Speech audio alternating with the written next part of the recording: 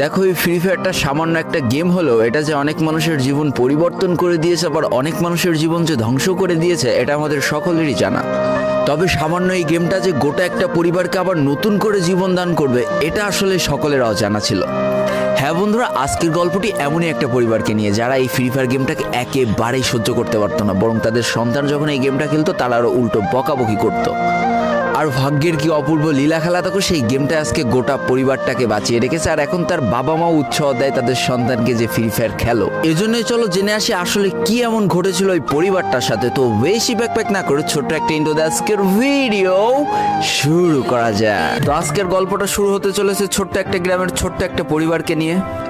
বাবা মা এবং তাদের দুই সন্তান অর্থাৎ দুই ভাই, ছোট্ট একটা পরিবার, খুব সুন্দরভাবে তাদের জীবনযাত্রা চলে যাচ্ছিল।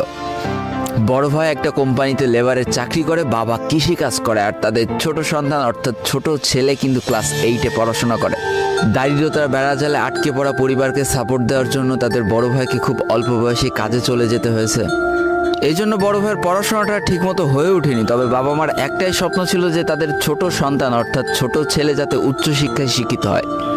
এই জন্য বাবা কৃষিকাজ করলেও সারাদিন মাঠে তুমুল কষ্ট করে এসে বাসায় যখন এসে দেখতো তাদের ছোট সন্তান পড়াশোনা করতেছে, সমস্ত কষ্ট এক চান্সে দূর হয়ে যেত।